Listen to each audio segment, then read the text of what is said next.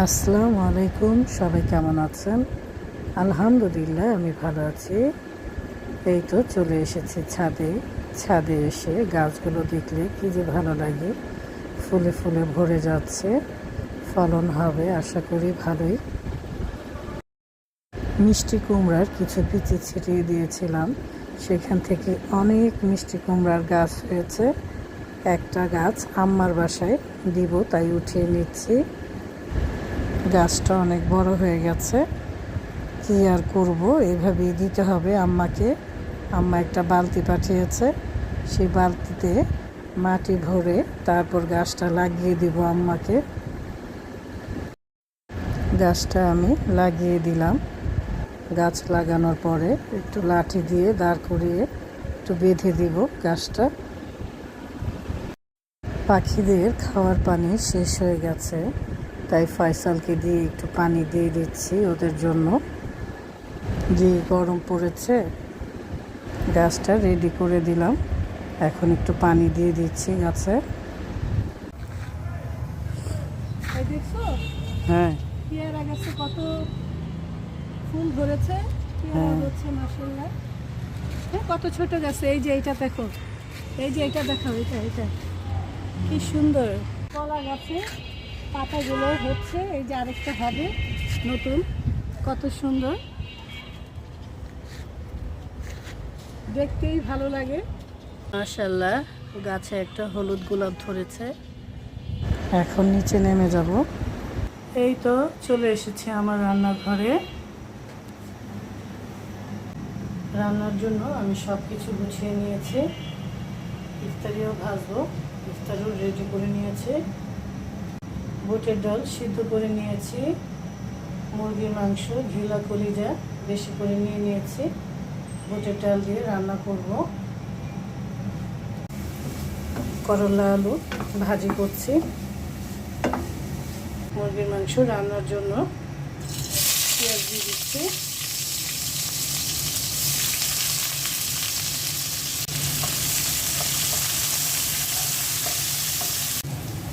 গরম মশলা দিয়ে দিলাম। দিয়ে দিচ্ছি আদা রসুনের পেস্ট, ধনিয়া ফাঁকি, হলুদ ফাঁকি, শুকনো মরিচের ফাঁকি, জিরে ফাঁকি আর লবণ। মশলাটা তেলের সাথে ভালো করে ভেজে পরে পানি দিয়ে দিব। পানি দিয়ে দিচ্ছি।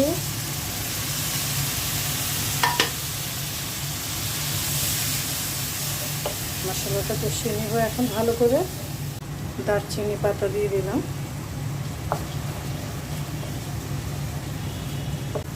মশলাটা কষিয়ে নিলাম, এখন মাংস দিয়ে দিচ্ছি।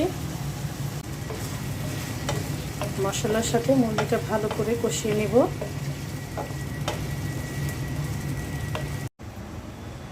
করলা ভাজি হয়ে গেছে, আমি একটা বাটিতে ঢেলে নিয়েছি।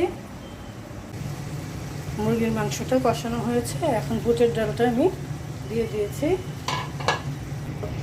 এখন বুটের ডাল আর মুরগিটা ভালো করে কষিয়ে নিব। কাঁচামরিচ দিয়ে দিলাম। বুটের ডাল মুরগি দিয়ে রান্না করলে খেতে কিন্তু সেই স্বাদ, খুবই মজা লাগে। অল্প করে পানি দিয়ে দিচ্ছি।